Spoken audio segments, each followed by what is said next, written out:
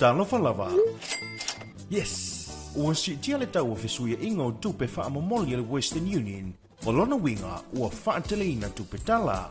O le a whaititia tupe whaonga e lafo mai ai. Ai te le o le a talaina. Ha whea nei le official e number one currency Western Union pe wala au mai i le lua lima ono lua tolu. Mo nisi whaamtalanga i suinga maua e o taua fesuia ingo tupe ale Western Union.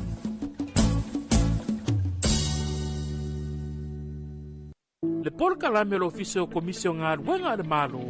Talofa ma le laufufonga fia. O le sini au tu o le whaale leo o nanga ina ia vave ma atu tono le whaatinonga. Ma ia whaia ma le laufufonga fia. Ia whaataua ina le whaale leo o nanga lau tele. Ma ia wha malo sianga tau sile tangata whai ngā ruenga uma le malo. Ai maise teime tau tuai mo le malu o le atunu. Ia mata ata ma wha alo. E whaataua ina foifina ngalo whaalia. Ale ma malu le atunu. E alai pepa fisili ma le ngaru e whaatasi ai. Man ma malu lau tele. O le nau ta inga. Ina ia tuina atu se au nanga ma le laufufonga fia. Ma le wha maoni. E wha mani e ina e so se tasi o le ma malu le atunu.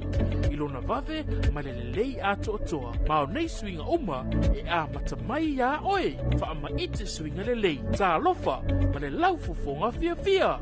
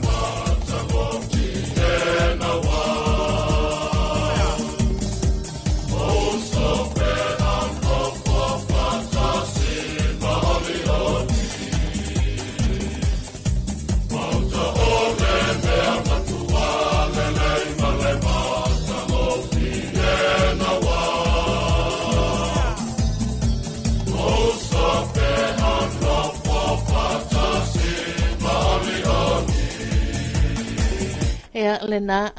o upuna le fatunga i nei tai au fa mai se mea ina ale leo usoa ina nofo fatasi i le lofa mleanga le leo lo tato utua o le o tato se mai i le tato proklame Talofa Samoa i le nei fo i tai au la solulu o ngā tutonu le nei vai aso o le ansolo na sulfitu nei le masina mo yuni i le tato fo launga i le nei tau sanga lua fe lua suna ma leono. Tau tala malanganga whaaloalo amatali ai o tātou porokalame Talofa Samoa ele nei tai au fau le nei tai au manuia tai au tutoa tai au manino tai au o tātou moni mawina ile alofa maleanga le lei tuli loa o le tātou matai sile le nangi mo i tātou ua mawhaifo ina whaatau ina le tātou porokalame Talofa Samoa ona o le tu mai pea o le tau au ma le wha mafola mai peo a awa anga le lei o le bulenga ma le awhainga ruenga le Fixco Company lango sua ma losi i le tātou polokalame i lea tai au ma lea tai au o le tātou awiwi o tātou so ta inga ma tātou whaasalonga i lunga pāmga ngalo le ea te loa lewa e mafuta mai mo mai e sila mai e le nei tai au Talofa atu le tātou polokalame ma lo le soifua maua ma lo le langi ma le paia ma le mawalunga ona ia tātou paanga whiale atu nuu nalo e maua vea tātou whaasalanga le nei tai au ma lo lava le soifua manuia ma lo le langi ma lo le soifua lau le lei i le nei tai au o tātou whaasalanga masani lava tātou polokalame, tātou wasia se reporti lang tamai o tala le tau mo Samoa, ma toke lau se taime le tau nei, o le i o atu tal fitu, po o le te a fo i le fitu, o al fitu le a to ina atua ia tātou ulua i whasalawino tātou telefau mai mai whanua, se i whaafunga fo i masila fiai. Po hani vahe ngalo tutupu i tonu le tātou o tunuu, i le o ngā tonu o le nei tau sanga. Toi whasalawino tātou telefon mai vai whanua tali tu la valu. So o toi lema tātou reporti la maketi funga lei. Po le hasta la mai tu langa pio na il tātou maketi. E le nei fo yaso, le nei vai yaso. Ia ona talo leiva mai al tatou filo inga le nei lunga o le tatou tuipi Facebook page mo le tatou tuipi YouTube channel. Ia ai se ato tatou whaasalango le so ta inga tu sao ma le teo wha malo New Zealand. Ia wala tu ina mai o tatou tala ia mai ia tunu mamau.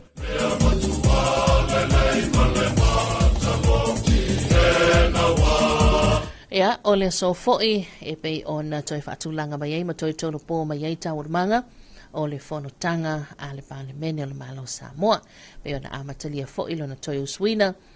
Ia o le whanotanga te tai al tātou malo lana whanausu i le son nafi. Ia lena malo lo i le awauli. Ia lea fo i eil fuanga toi amatalia.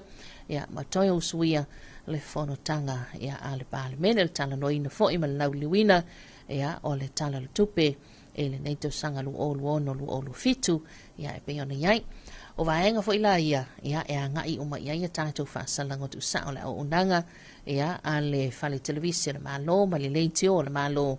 ia e pe ona iai sa mātou whaatawa al tau tuina ia o lau whaafunga mai ma lau mai mo mai lana winga ia e mawhai lava ona ki mai lau leitio ki mai lau TV le TV iwa ia ona e maua uma leo tau manga ia o whelafuna fo inga foi ia i le tātou whanotanga le Parliament le awhali tuna iwa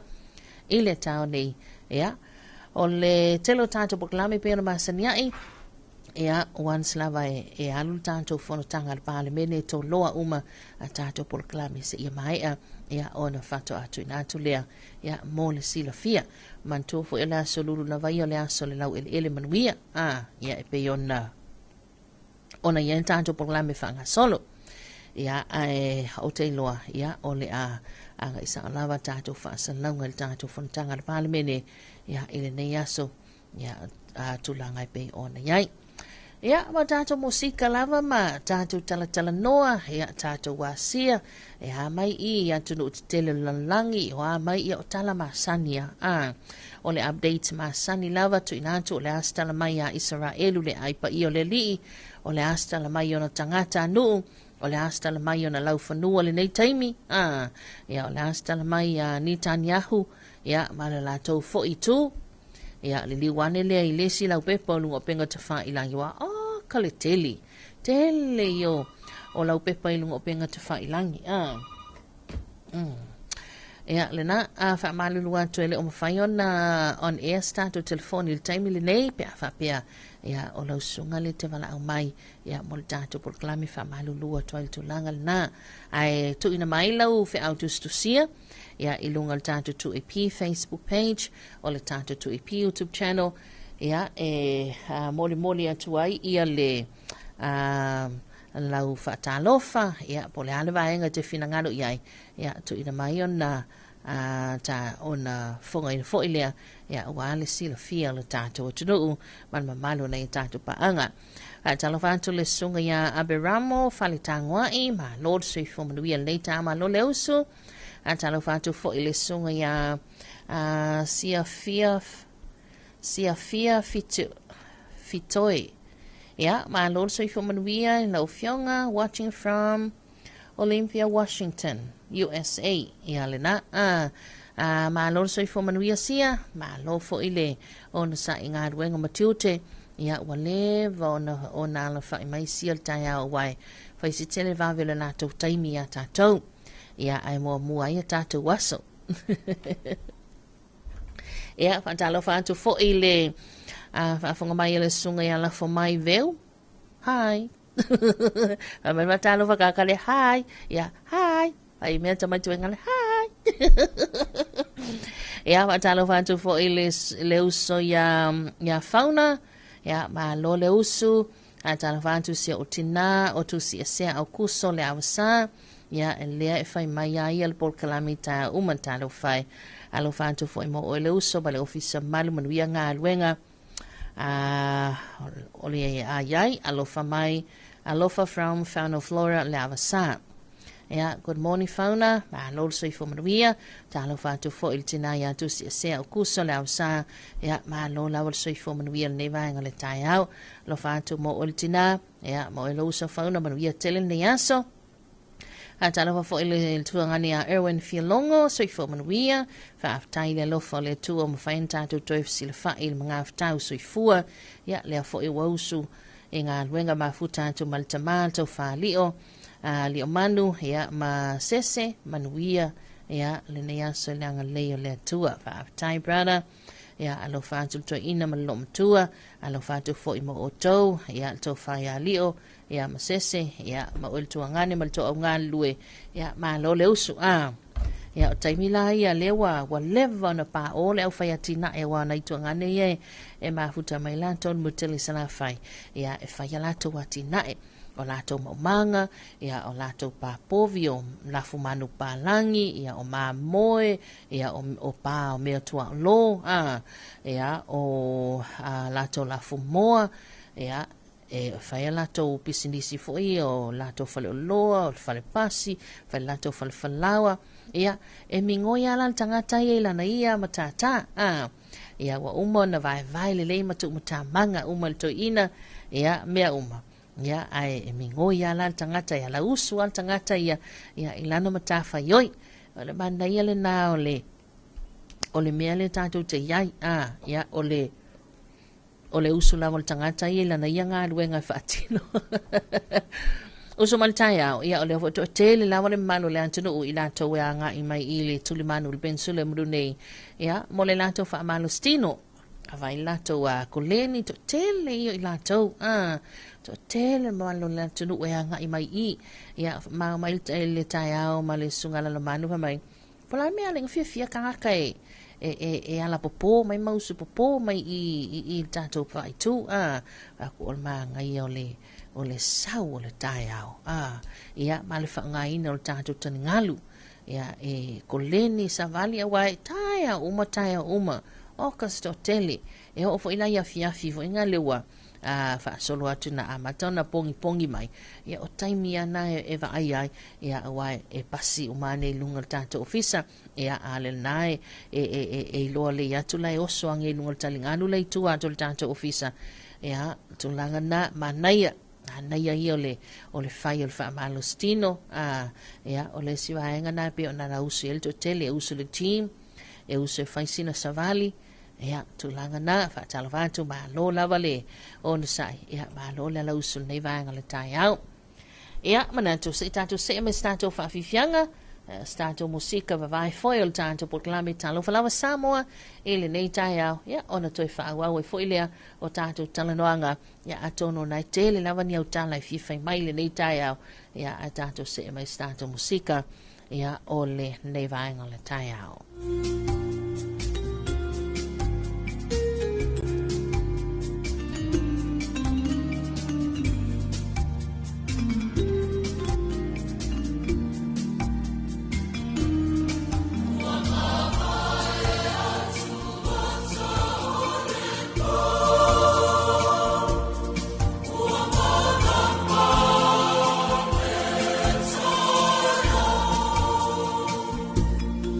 Mama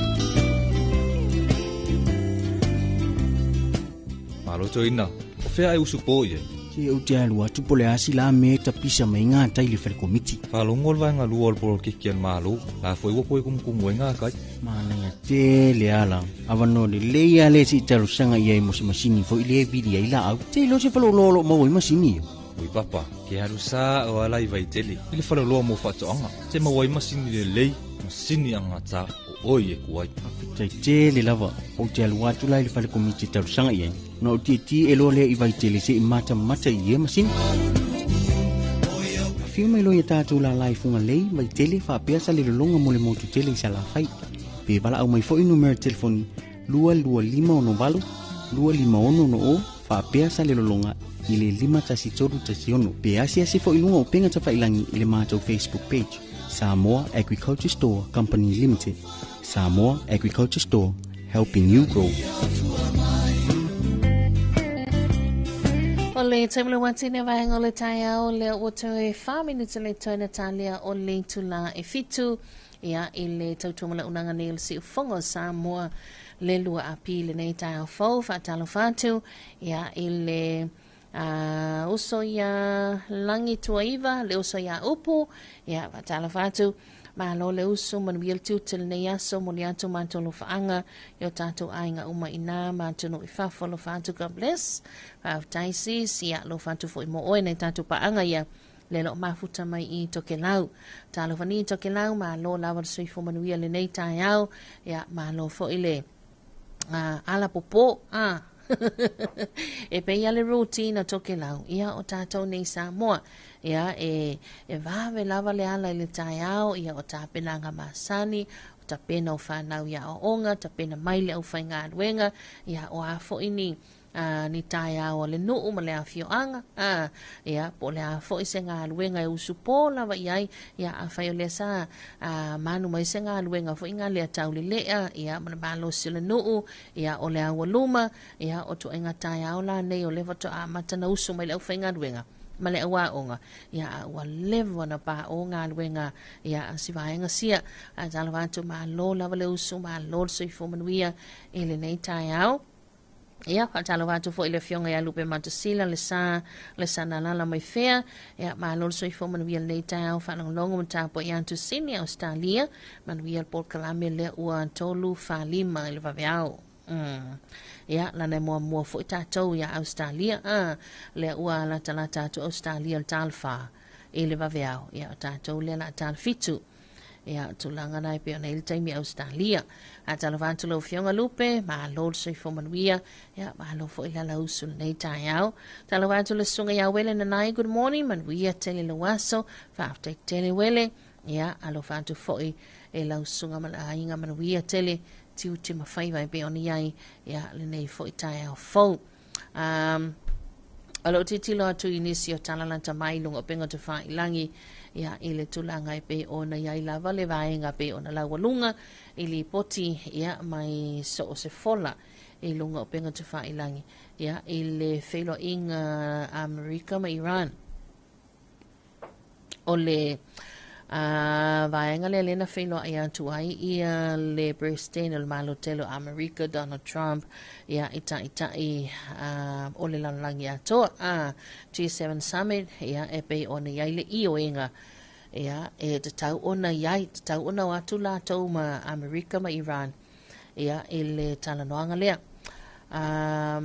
leana whapea mai iai ia Iran wat tau ia Israelu ona ngai ese ia mai te tono Lebanona ia o se tasina vaenga I te tono le ioenga lea ole mana onga ia o le taitai o Iran taimile nei ia ua te tau loa ona solomuli ese mai ia fita mana vaenga awa Israelu mai te tono lau whanua o Lebanona lona winga ole agreement lea ele tasi se vaenga lo falala iai vaianele tai au malfafonga mai ia o le fo e au ngani atu le taitai o Iran la towia ia o le si vaenga le lona winga e le mawhai ona atoa le li o le agreement lea pe a whai e ioe le si tu ia aile si tu o le si la vaenga le pe ona wha mawha atu I le ina ua fola lau pe pa fo I lea le le te tai o Iran mai o le siwa enga leo o te ioe atuai o le criminal tau ona ioe mai ai ia Donald Trump mai se hoi Benjamin Netanyahu te tau ona solo muli e se mai fita ma le vaenga awa Israelu lai du tonu Lebanona ia o le tulanga na o le ala na whapea mai ia le saunanga fo ia le President o le malutelu Amerika ia Donald Trump ia o le a vaenga tonu lana ia o le matafa ioi ma le tiutele na a le pale mio Israelu ia Benjamin Netanyahu o le tele ia fe faloa inga ia le peo na whaatino ina le fono tanga lea ia mai se fo ilawa o tala noanga ia e peo na iai o lo soa pea pule ia ina ia tunu te tele lanangi ia wai peo na ona whaafonga fo ima tātou maua ma tātou whanongongo ia whelafula fo inga fono tanga le pāle mene le tātou utunu o nafi lea sa tā ua ilantu langa lea le swau ma sao no manino ai le fionga i le li pāle mia le taitai le malo ia o le swau ia o swau ma ia tunu mamau ia o lea fo i lae pe e whaapea ai le maua swau e le ngata le tātou tunu ia o tunu umala wal ba speaker o nisi o tunu lanlangi o le ai whaamoe swau o wali ia le kau ia o le tulanga le na e le na o tātou i nei Samoa ia o le e le tulanga whaapea but o le maua o le alawai e maua le tātou swau ia e pe ona whaamanino foi ia e le fionga le taitai le malo e lana sao no anga i laso nafi tātou tulu lo ai la o le mana ia fo i lo whaafonga ma le tātou whaalongolongo e tau le manga le fontanga le pāle mene ia le ua amata whanga solo ia e te sila fia i fo i mau tātou i loa ai ia le tele o vaenga te tele ia awale tau mwhainga lumana i se tātou se tātou tunu e le tātou whaalau i loa ia le ana tu ina tu anel tai au i le i si vaenga sia le agriculture store ia o le anga i mai ai whapea ia o lo tele lava vaenga e manuia ona o polo keti e whasafua na tātou tunu ia tele ma tele ni tātou tala noa ia ai e pule le taimi a tātou ona o le ua tala fitu ia manatu lea tātou se mai i le lua i whaasala o nātou tātou telefon mai vai whanua ia tāpana ina mawhonga nātou le sunga mato ina isa anko mai le vaenga o telefon toi whaau le tātou potlame Talofa Samoa.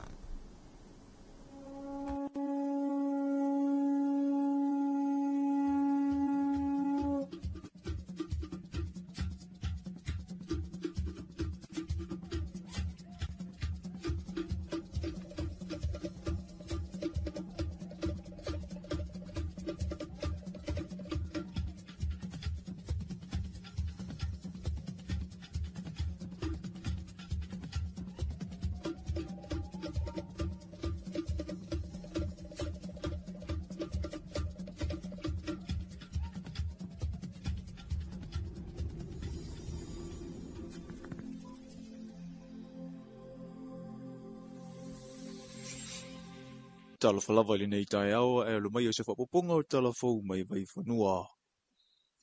I tala amata, sa tawa o fia i le asana nafi, pa anga tu tino le mtanga winga o whaato anga mawhainga whaiva, ina ia talano ina mai lo ilo le fuafuanga le vaenga ma o te o whaato anga, na whaata atia e amata mai le tausanga wha le tupe lua whelua tolu, se i o le lua whelua ono lua whelua se furu ma le fitu, o whaatalano anga lo whaanga solopea. Ina i manino i tu uma, po fea wa nga i ai le atina e tau whaato anga Samoa. O le isi lea 5 tau matau o le soifua manuia e le ngā tau mawha, ai o le tamau a inga. O lo whaato mawina le nau ta inga, o le mtanga luenga mana langolango au tu. Ina ia sanga si itia le tūlanga o le whaatinonga o ngā luenga. Ina ia nga i pea iluma le tau tua, e whesoasoa ni ai o tātou lawatanga tau lo ngā wina le vau. E tau si ai a inga ai oitu ese o le atunu u. O lo ofa alia le makete o le ngata o funga lei ai o nuu itua, le afusisina o le au whai whaatoanga. O lo ofisoasoani i ei fuafuanga nei, ua whaatatitia. O le whaletari maa loa le lava, na whaatautai ai le whaataranoanga. I le vai aso nei, ma o lo loma fo i sipolo kalame. O le aso ngafua le aso se furu ma le 5 le maasina nei. O le aso whaava maa loa le mo le foa i no le toto. Sa ngā lulue whaatasi ai le mtanga luenga le soifua maa lolo ina, ma le sosaiete o le koluse mumu. Ina ia whaataunuina, mana a mata le tula se furu le tai au se ia o le tula e lua I le wauli. O talavou, tangata matutua, sa lolofi atu e whaia le foa I ma le fesosoni. I le whaamue e ono whaasau ina e se soifua, e mo mia le tu a inga o taulanga ofo. O le whaamue na whaia I le ofiso le soifua marolo ina e matotua, mana ta ua li poti. E o atu le ono afe mililita, o le toto na maua I le asunga fua e ta wala I le afoa I, ma e mawhaio na whaasau ina I le o atu le 5 o soifua, e whaatangisia le paina toto mo tonga fitinga. O lo te talo mai pea le soifua marolo ina whaapea le koluse mumu, ina ia tautua na, ma mana ia le aitu, a wae mana o mia e so setasi, le toto ina ia soifua ai. I le maa ale ai o swinga le tau ua afia I le Pasifika, o Samoa le isi atunu ue pangatia pea, o le ala le nao le tau sanga o le tato malo le whale tupe ale lalangi, mo se fsosoni tau sele ni, ina ia mawhaio na whaia ni polo kete talia tuai I nei swinga, o le whaia sunei, ua te tala aloa ia I le polo kete wa whaingoa ine le wha peritania,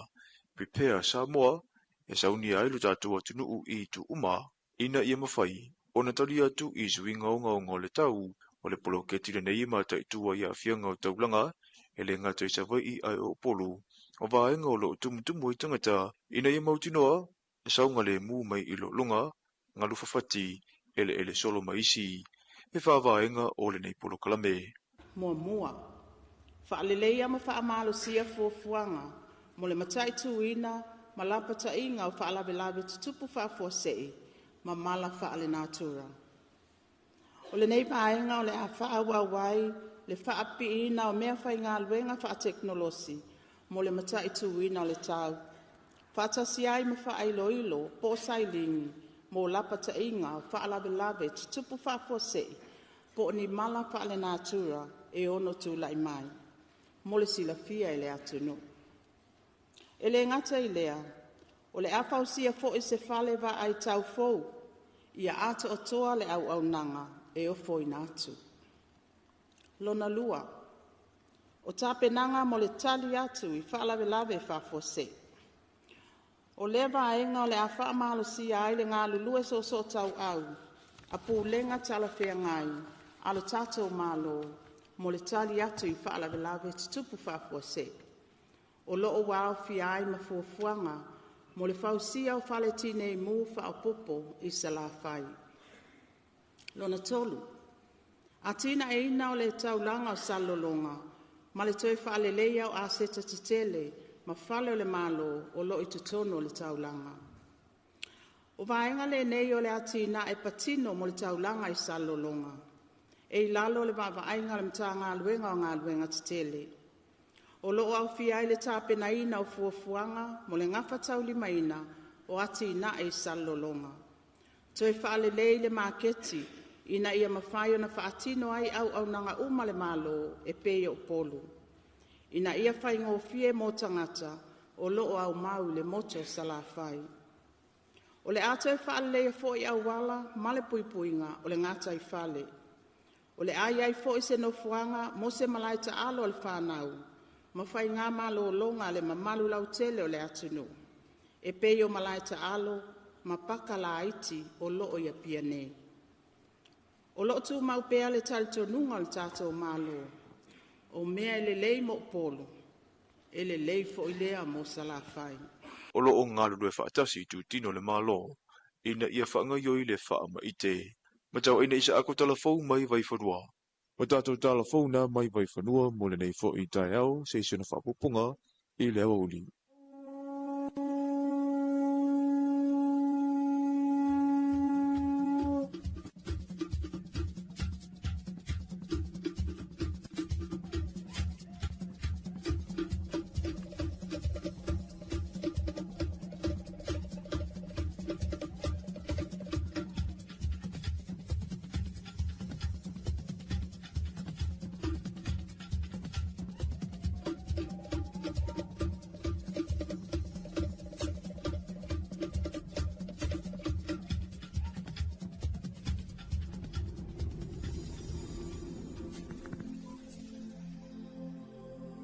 Ia, o le nao whawhongal tātou tunu ui leo lua e whasalawina tau le nao tātou talafau o le nei tai au. Ia, le peona sa tāpneina tu whātasia. Ia, whongai nātou fo i le sunga ia mātou aina i sako. Ia, mai le vaenga o talafau. Lona toi whasalawina tu, ia, pēr tāli tu la e walu i le tai o nei. Telenisio vaenga na peona ta ue tātou talafau. Ia tūlanga nā lea sa lea lo tali māloa ilo tātou o tunu ulmalanga mai fo i sui. Ia ali whale tupe langi po le World Bank. Ia e nisi o whanotanga. Ai mai se ilu wha mautuina. Ia o le sotanga lea o Samoa. Ia ma whainga paanga fo i ma le World Bank. Ia ele telo o nisi o atinae. Ia e peona fofoina. Ia ma mo mi ai le a au fa tupe la langi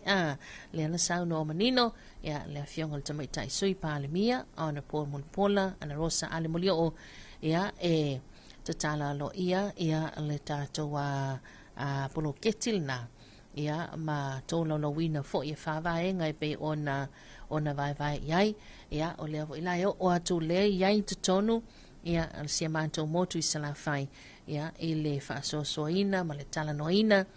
ia ma le whaatinoina o vaenga umane e pei ona vaevaina ia i polo ketilea ia le peona whaamafola mai ia a ao le World Bank ia i se o tātou tunu o le mānai o le tūlanga le peona tāua ia o le whai upo fo ilea wha e māsani ai o le mea le lei upolu ia e te tau fo ona le lei sa la whai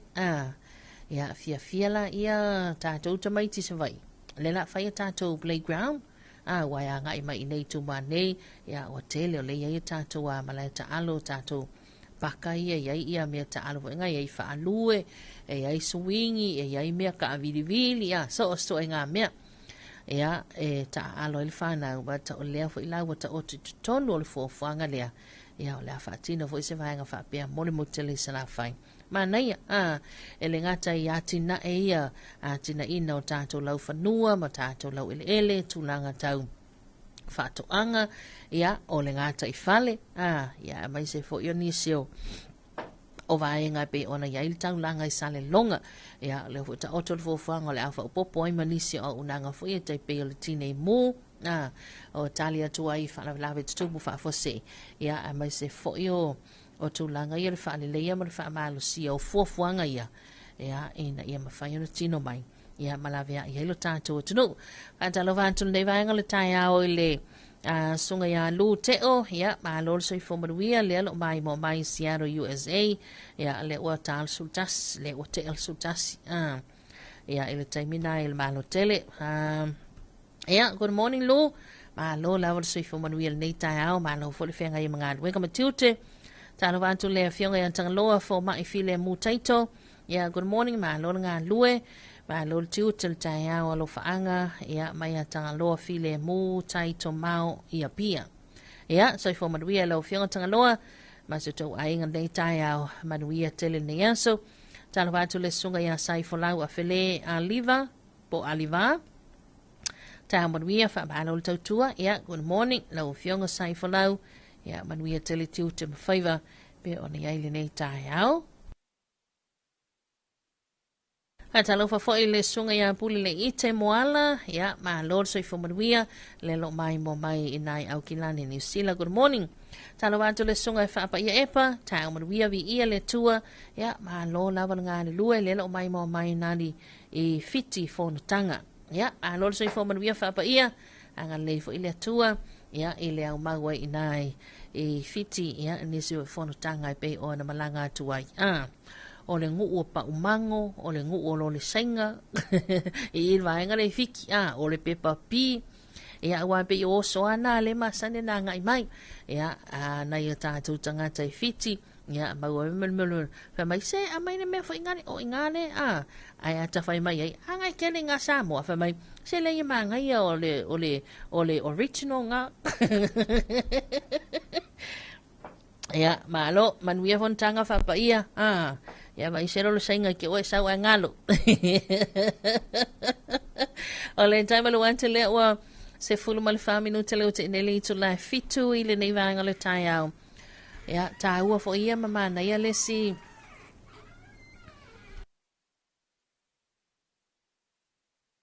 ta ua fo ia ma na ia le si vaenga le sa fatino ina I lo tātou atunu uile e le tūlanga I pe ona iai ia le le ngā luenga la vihai ia po le ngā luenga fo ile fa sa marianga le lei tātou fa ingoa ia fa pena le ngā luenga fa sa marianga le lei ia le fa tino pe le fionga ia na mula ulu ia ma se nato o unanga fa la poto tonga le kulu se momu o le aso fo ian lasong fua laso sulima o yuni ia le fa manato ile aso fa va malo ia o lo wola fa taulanga mo le stangata ia tatou fa ingoa ia fa pena ia awa ata lo o folo toto tu lo le tai au ma fa fonga mai e alu fo o folo toto e fa o le so fu le stangata ia o lau taulanga le na o na ua o lau sacrifice le na o lo wola fa taulanga ia e lave inai ia le so fu le stangata e kai pe ia o le taulanga le fa Yesu mo tatou o fo ina lo so fu fa o lai oi mau fa o lai le o ta fe o lai ia fa pena fo ila ale lai mai tau ia fa si manai o le to tele o le anga yatu ia o lo tatou tunu ia e fa tino le tulanga a mantua e mo lava faila lo screen min mo faila siaki mo faila siaki ia a fa pe siaki atu o ia senga se te afiai ia ele ma fa yona tu ina lo toto o vaenga na ia ne te ufa pea ia lo mafu fau ia ka kala kuala ringa la so sesia yes e so sesi la va tala ia ile ava noa e ma fai ona donate ia lo toto but e te anga iatu e mua lava fai lau siaki a fai atu lau siaki okay se lau pasene ta ua ia fatu ama fai leo na tui e se lau toto ia e fa leo mo le soifua ia e mana mielo soani ai a fai atu le siaki e se vaenga e ono ngase ia e afia ai ia ele mafai la na tuilo toto ia ona ia i fai tetenga fo ia tatou na o sila fia tulanga na mana tua le toto ia o le ai donate le vaenga le koluse momu ia mo na ia tatou ngase fo ia wai tele ni fa salau mai fa mole mana o miai paina toto o le type A o le P o le AP o le A o le O ia tulanga na ai fa malo ia o isi vaenga le leilna ia le sa ia i tono le tātou tunu ia ele amatanga le neiva ia so fa solo mai lava nei fu taimi ia o le tai au atalo anto le songa ia James Talangi ia o le o James Talangi fa mai lea o le ata le lua ia i Dominican Republic time tai au madmia tai au fo fa time and will tu te ma unanga uma ola ko master o le Talofa nei antunu ia ola ko master e po sa o ngā mea ola ko master James ma lo level soi fo manuia ia ele nei vaenga o le awauli ia te utau ia atalofanto le sunga ia Rosaline Tasimani good morning ia lelo mai moa mai America Samoa ia malo na i tātou paanga le moto fianga malo le soi fomarvia malo fo ila lau sumai tiu te mawhaiva ia o le nei vaenga le tai au tātou se mas tātou whawhianga ia le o tāpina mai tātou musika mai a Andrew Moavaa ia marabesa nei lau awa uso Samoa ia telefo iniso sa whaile sa whaatireina ia ele nei masina la tauia o le tele lava lau awa uso tate vaienga ngā wakua ia sa ai lalo le ava ia alua ya e tatau lawa na whai ul sauno anga ia lau ava le tua anga le mailo wanganga le nei aso ia ole nangona fo ile nanga le tātou mkalame Talofa Samoa ia si ia e lunga la wipu ava ia tātou lafo ile li ime uma le nei aso ole anga kongo le kako kaya sila fai nei wo wo ma ko suia le vai ma vai le lupe ma le penga wa o le fa so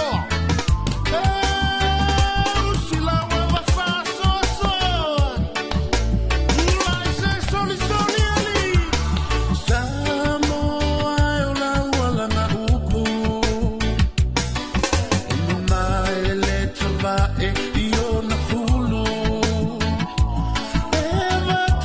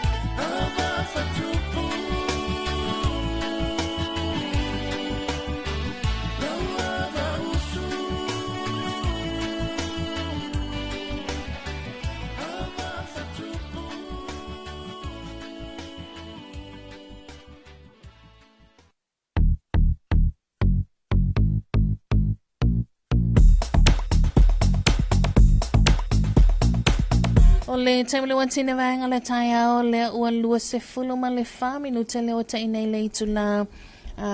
e fitu ya i le tautu ma le unanga nei a le se fongo Samoa le lua api le nei fo i tai ao ya ma le wha moe fo i ya ma wase talalata mai ya o le tātou talaltau ya mo tātou i le nei fo i vaenga o le tai ao ya Tātou se mai lola ia i le ripoti lanta mai le nei o le talaltau ia o whamatalanga winga lolo wā le tau numero 10 mo lau whanua ma o ngā Sami o Samoa pe ona whamawina lo fisa le ai tau tan 5 i le vaveo nei le ua lua lanu mo lua lanu moli lua lanu mea mata o le tātou talaltau le ngata i le bōna bō ia lua lanu mo ai whalanu moli banta o le nei tai au ia wai ai fo ile soia inga ia vi ia le li o la no momula ne lua lelo o failo mai ai fa malo sia pe la bata inga mo nga Sami fa malo sia la bata ingo timo nga mafa la no moli fa malo sia fautoanga mo longa fa malo sia fautoanga mo longa ino fanga tu mata fanga la no me mata fa leo nga ina fautoanga mo ngalu fa fati ma walunga ia male whaalea o ngaina o whautoanga o sawili malolosi. E oia lo wa aias winga mali o le tau i lau whanua o Samoa Betai, o winga susu malolo wā o le tau o lo iai pia i lunga le atunuu, a fo mai se vai ngo fitai ingo sa vili matimunga. O nei tulanga fa moi moi o le a o mai a timu e ta apisoloai ma e mamafe ni su taimi, fa pia wila ma fain titile yai le so, ma o lo fa tuma wina pia, le tulanga la mati o lo longa o vai tafe manu fanga mawa nalo e a fia ngo fie. O sa vili ono ma losil fa tu ta ui taimi mafai timunga, o pia mo mafal e i sa e o New Zealand, o lo tu mau, ma ngai mau e se atu, e se sa e ma fuai o na fa solo ina fa iti tia le ma losil sa vili i lunga le atu nuu. O ngā luma uma ua fa solo ina fa iti tia ma lie, mai o atu le tolu le fa mita le ma walunga, pe ona yai fa maunga la tamai. O lea ua fa lea o ngā inai nei fautuanga mo ngā lufa fati ma walunga, fa pia fautuanga mo sa vili ma losi. O le isi suatai ma walunga, o le masina, o le ayai, i le tai au nei, ya le itu lai fitu lima sfulu le o te, ya, no, lele iai, fitu lima sfulu, o le toi sfulu minuti tala valu tau nei, ya ma walunga le avanoa, e fa atupula iai lo longa ino fanga ma walalo, e tuma ta fanga. O a fianga e ono lia e mai ai e puaoa ma se se e awale no fanga ma walunga, ma e lono vai no fanga i tafa ta faala, e matua so ma tafe le sami, e lofia no fanga tuma ta fanga, e faa e ma la losi le faa tu tau o savili i niso taimi. O le tātou ripoti lanta mailina, o le tātou talo tau, ia le ana wha mawina le tāni ma le vavea nei. Talofa lava and very blessed good morning once again, Samoa. Yes, our public and marine severe weather information number 16 for us, and this was recorded at 5 o'clock on this Wednesday early morning. Marine warning is still valid. Heavy rain warning is still valid. Flood advisory is still valid. Coastal flood advisory is still valid. And the high surf advisory is now cancelled. And wind advisory is now cancelled. Although easing weather are observed across Samoa, most and unstable conditions continue to persist as the Carreggisol remains over the crew, and the system is expected to bring scattered showers today with periods of heavy falls and thunderstorms, maintaining the risk of flooding in rivers and low-lying vulnerable areas. Strong gusty winds are expected during heavy rain. Meanwhile, a high-pressure system located east of New Zealand continues to move further eastward, throwing strong winds away from Samoa. This has also resulted to a radical decrease in wave activity across all marine waters of Samoa, with wave heights between 3 to 4 meters high,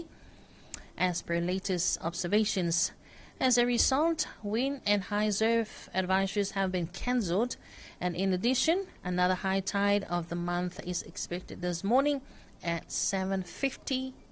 or 10 more minutes to 8 o'clock this morning, posing a high risk of coastal inundations across low-lying coastal areas of Samoa. Potential impact for Samoa: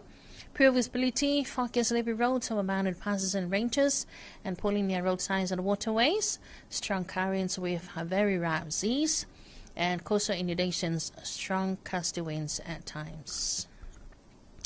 Lea ua manino ia ale tulanga nai pe ona ia le tātou ripoti lata mai ia o le tala tau mo su tātou tunu ia ele nei fo ila vaenga o le tai au e pe ona whafonga mai ai ia tulanga e pe ona ia le tātou tala le tau ia ele nei vaenga o le toi lau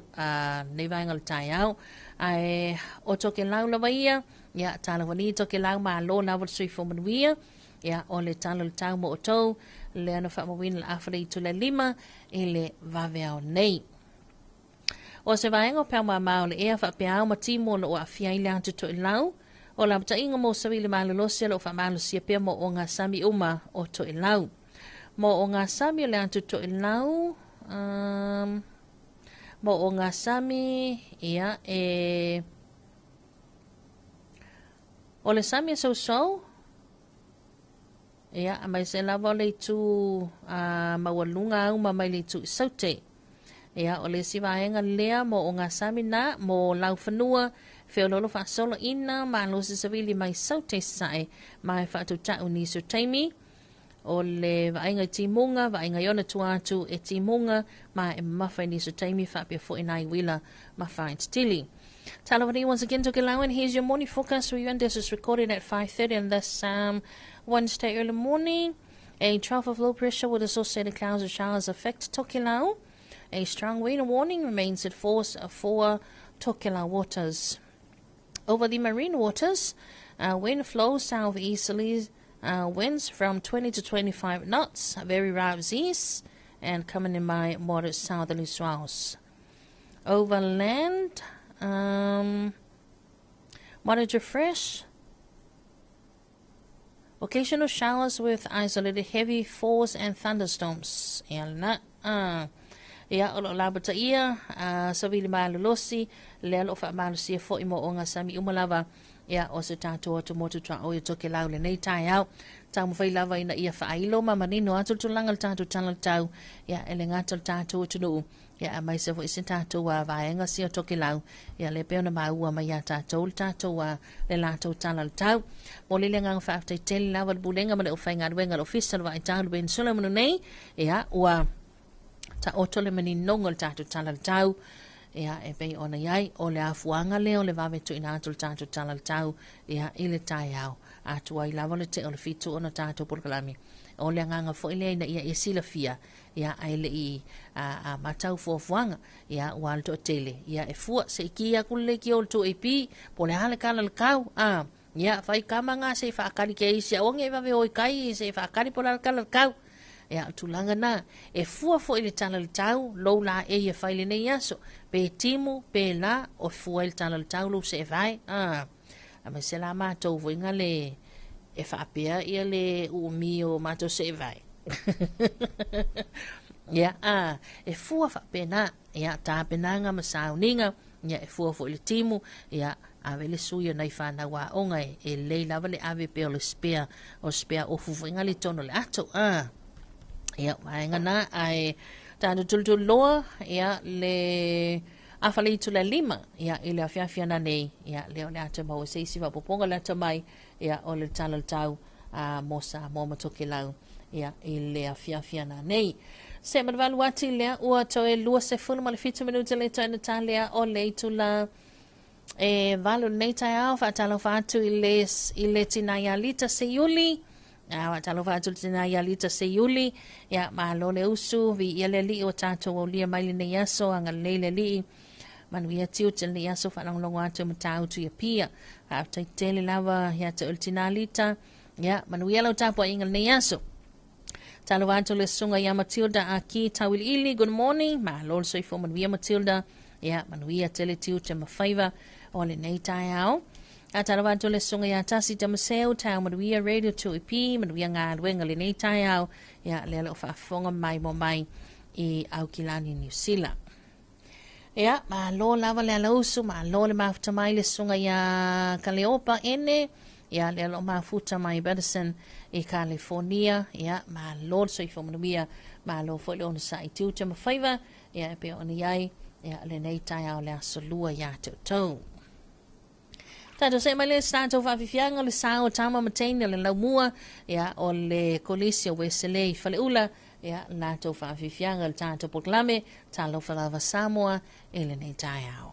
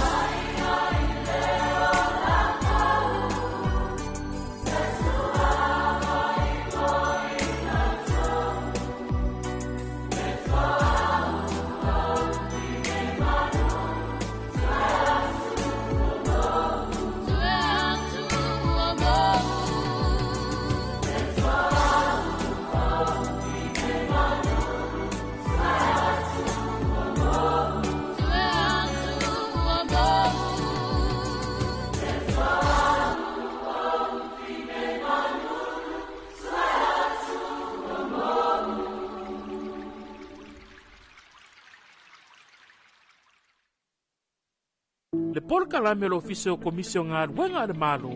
Talofa ma le laufufonga fia. O le seni au tu o whaale leo o nanga ina ia vave ma ato tono na whaatinonga. Ma ia whaia ma le laufufonga fia. Ia whaataua ina le whaale leo o nanga lau tele. Ma ia wha malo sianga tau sile tangata whai ngā ruenga uma le malo. Ai meise teime tau tuai mo le malu o le atunu. Ia mata ata ma wha alo. E whaataua ina foifina ngalo whaalia. Ale ma malu o le atunu. E alai pepa fesili ma le ngaru e whaatasi ai. Ma le malu lau tele. O le nau ta inga. Ina e tuina atu se au nanga ma le laufufonga fia. Ma le wha maoni. E wha mani e ina e so se tasi o le malu le atunu.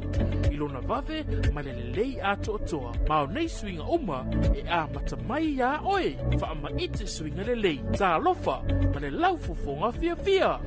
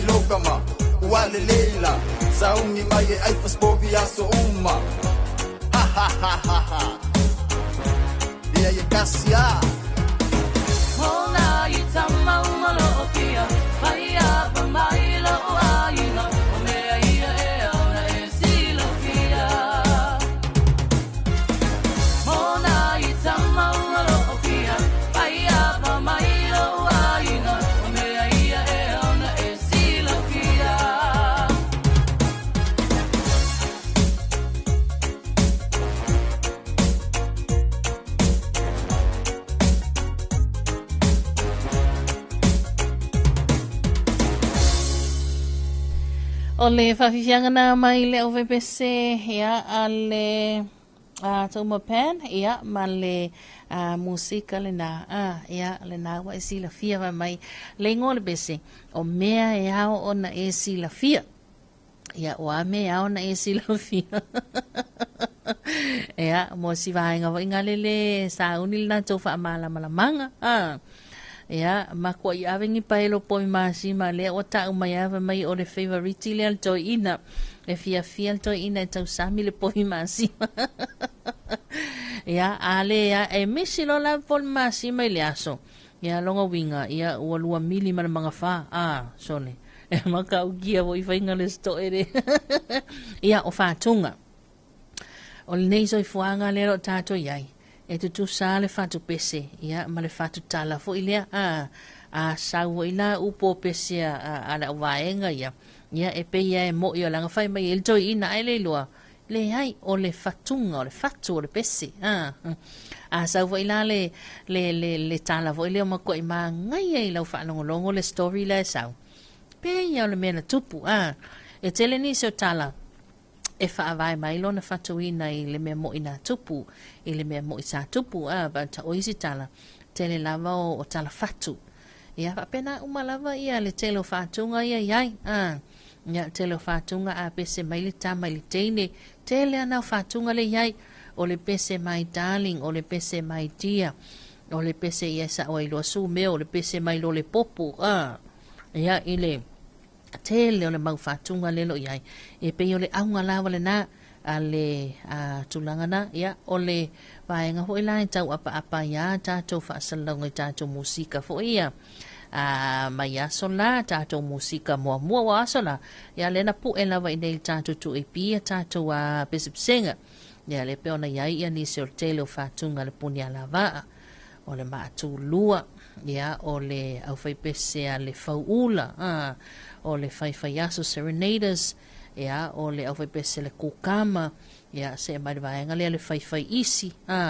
ia au whaipese le papa se ia tele mano anua ia a tātou musika i nā aso ia ua matua i ese ala ma le suinga lea o iai le taimi le dei ia ua tele lava ia tātou o nisi wo i vaenga nā o ati nae ia ua o la aso ia sa pe sa tapu vai tasi uma mai tātou recordings ia lea na whaatino ina i nei le tātou office ale tu ipi ia i nai tambali i fo i manai fale tua Samoa i ngā lulue le tātou ngā luenga whaasalau ia o la tau nā lea na nafa malenga yoinga lea ia au nei taimi ia ua mawhai anga la kwarka mai gikia a iai sau laptop a iai sau masini lau fale ia mai ai mangiau mea whainga luenga whaapea ia ko ngeki omi fa mai ia pese lo ngale umanga ka pese ke ia koe ki mo vana woi o loka leo la lai ka whalo longo ia panto la aso le iai se vaenga whaapena ai ole te leo le swinga leo iai au ngala o whamatalanga stasio vaenga lea na fola sia le a fionga le tamai tai pāle mia le tala ina le tātou polo ke tilea ma le World Bank anafi le na sau no le fionga ia ona pola mulpola na rosa ale modio ia o le fo ita oto te tono la to plan lea ia le fa pipi ina oni vaenga fo inai o mea fainga wenga fa teko no losi ia o le tulanga na wai ia o le swing o le tau ia o le onga o swing o le tau stasilo mata upo e pito siliona laua lunga i tala noanga ia e tele na fo no ai le ngata te itai o le neitulangi le Pasifika ia a o te itai fo ilanlangi a toa fongole masinga ele musua fo na tanga ia i le tala noina e whawhiwheo na ta office wing o le tau ia o le watato wa ai ia a lepe i tasi lava le vaenga ia ngai ia whamatalanga ia wa iai wa tele swing o le tau ia ona o le tele o whalenga osi o loa ia whamai wa whaaleanga ina le o sone na nangi ia ua vahenga na o lea wa ila tele na iai au wala tang mawhai pe fo ila ona tang mawhai eilo tātua tunu ia astasi na vahenga tāua whai e tino mai ia le wha moe moele pe o na iai fufuanga leo le wha piina o ni mea whainga ruenga wha tekonolosi ia manato se tūlanga tāua tele mana ia o le a te lea i le whesoasoani ia mōna i o tātou tangata ia wa o tunu ulai whafo ia ka kova ai e le tele vave ma le masau le alo technology ia tunu ulai whafo ia o le lai tau e trust ato a lava tātou ia ma le tele o ato moto le Pasifika le tātou te iai o le whaatita inga vaenga fo inga e ia e mai tau e ila ko rei tai whaatutu i lunga de sami ia e longo fie e mawhaia na read e le rei dalia ia pe a fai o se sunga mila la sau mai fairly tu wai e fa sanga va pe isi e a seki mai fa pe isi fa sanga ngai kua isi i tuli manu o mai fa ia ai e longo fia la ia wa read le masini le ia po le ale mea la tupu mai ia po se mafui po le ase vaenga ia afia mai ngā tai fale mafua mai ngā tai fale ia po lunga no fanga maua lunga e fo i dai e mawhai ana whai tauina ai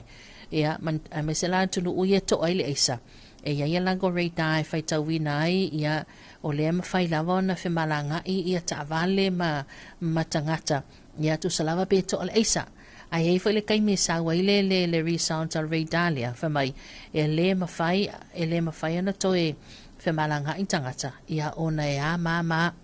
o le tāol fia le o le a malosi ai pe o le a meaol tai le aisa pe o le a malosi le to o le aisa o tu ainga teko na losi na ia o le tele fo i o atunu a maise lava atunu te tele ia le atu Asia le atu Europa ia o le malu tele o Amerika ia wa iai il tutu tu low tai amot fafonga bai o le alava iai ia kalone la pisi fo i e tutu ilu mo le o le awala ia e le to e mana o mia ni tama whainga ruenga le taipe o tātou nai tua ngane mana i tamai e ngā lulua i tātou loli e lau ina ili la pisi ia na o leo o atua le loli lau la pisi ia e kango mai ale limo le kango mai ale limo le loli wa iai lima ma vai o le loli tango mai ia le limo le loli ia tu watu le kalone la pisi sa ale uta i tono loli la pisi koe kufa le kalone el mengu wai avai ole sawa le na ia o te kon losi le na tama fai tātou o atunu o le vavo ia o le wo o mai lunga whapea a tātou lea ia le ka mawhai a kako e a chasta kui o le mele wa iai ia mātunu uma lava le Pasifika a wa o lea e alu pea ma ngai pea ta aviling o le nei so i fuanga lo tātou iai ia o lea i te lea whai nungu vesili pe umar kaua pe le pe uma afea ai afai e uma afea ai afai e uma ia o le ale fofo i mafoi ona uma tele na mau vesili ai o le tele nei o atina le no tama fai fo le tato malo ina ia fausia awale faale leia lo tato o tunu ia o le uma tato tal noa le fo ene masina nei le sa talaita yala ia mo le lumana i manuia lo tātou tunu olu fitu anga iatu i le lua o tolu sulu lua o tolu das ia wha penale ata lea e vali mai ia i le tele o tātou atina e tau mawhai ia o le tala fo i le tupelia lea lo a matana tala noina ia lea fo eta o toi nisi poroketi tele le tātou tunu ia lea na umatu ia le poroketi fo ilea tasi miliona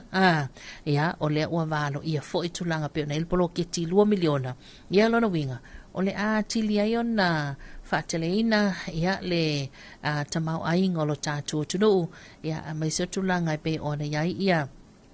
le tau mawhainga o le ati nae ma le ati nae wai e le tātou pokalame le masani na whaasolo le poroketi miliona ia o le tele na tapu e mai ai ia poroketi foi ia ua manuia ma ati nae anai ainga ia mai so tau mawhainga ainga wao nisi ainga sa le ai lavangi me whapenga ia a o lea ua iai ia e a fua mai tātou wa poroketi le tātou miliona ia alo tātou malo o ni sina vaenga pe ona tutupu lo tātou o tunu ia mai se fo i o le mai tau atulunga pe o te whailang pe o le si aunga lea ia o le tau mawhainga ese a tunu ia i o la tau lawa tunu ia e whamalo o whatalo vatu le sunga ia tau ili e te sione whatalo vatu lo fionga mana e boloklame mahutatu i au kilani New Zealand tailo sunga tau ili manuel ne aso talo watu fo ile sunga ya unga po taua wati unga po ya talofa atu mai fanga malo ya malo so fo manuia Samoa ya malo lo sunga unga po talo watu le sunga to lima ele nei vaenga le tai au ya malo so fo manuia talo watu fo ile tina matu ya vailo msalato ainga ina no fali talo watu le saya onsi masalato company nal Jen Sam Alifa ia mai so mata autu tano vantulu saya leu masilantu au fainga wenga ina vanga tiute ya matau tu ambai se fangali ya inga wenga tiute tau amata le bosul to tele ele nei tai out tanto se mes tanto fa fifianga vai foil tanto proclame mal tanto fa soa ya ele nei tai out ina uto e ono minuto le tona talia o le tula e valu ya mastoi luani tanto fa fifianga ona tanto se malia ele toi fa sana tanto tanto telefo mai vai fanua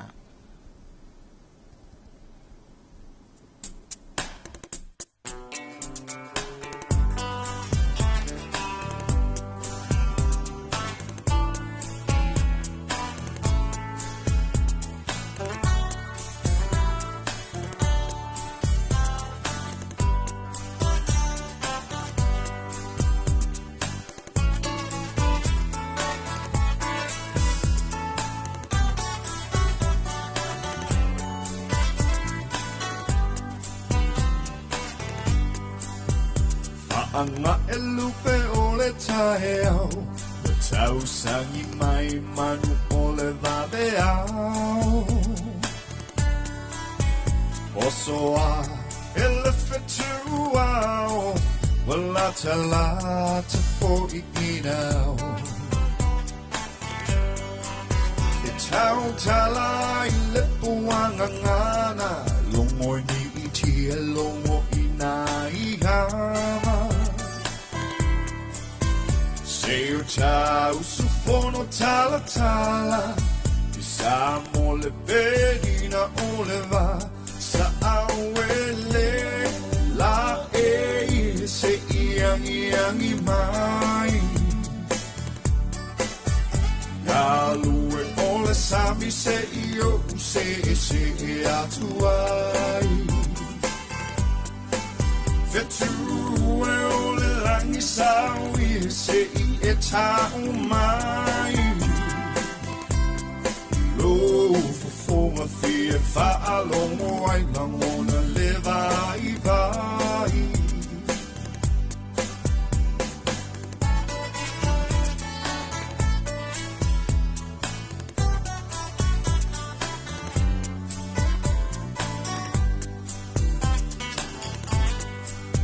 O uma fau ngale uma Pero se lupe olona pupula What to do, matu ilunga Musulungi ayo Samoa uma Olese unga mata ina Ole ai fo se trelangi tila Lupe mua se ifa amano sina Ai oli valisa awele La se iangi mai Galue ole sami se io se atuai Vetue ole langi sawi se mai No for my fear fa longo ai langona leva I vai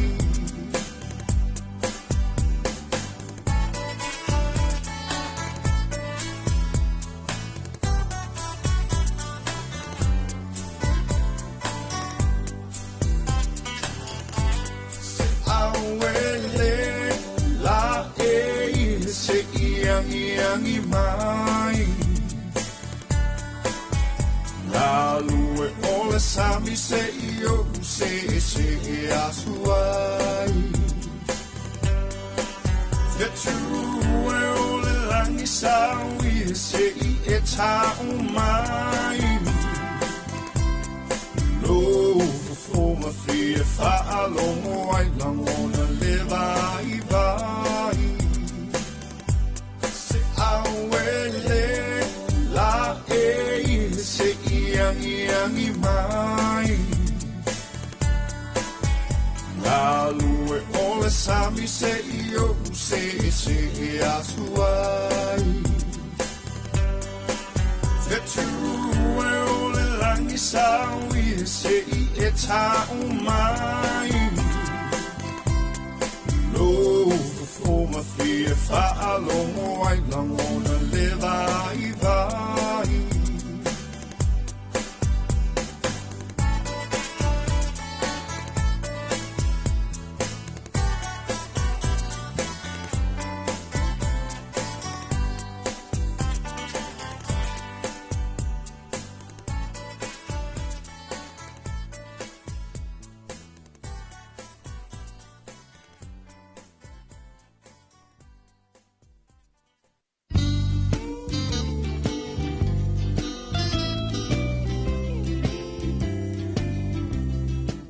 Malo ina, o fea e usu po ye. Te au te alua tu pole asi la me ta pisa mai ngā tai le whare komiti. Whalongo le vaenga lua le polo kikian malo, la foi wapo e kumkumu e ngā kai. Mananga te le ala, awano le leia le si taru sanga ia i mosi masini fo i le vidi ai la au. Te lo se whalo lolo mau i masini yo. Ui papa, ke haru sa o alai vai tele, ili whalo loa mo whatoanga. Te mawai masini le lei, masini anga ta o oi e kuai. Tai te le lava, o te alua tu lai le whare komiti taru sanga ia. No o ti e lo le i vai tele se I mata i e masini.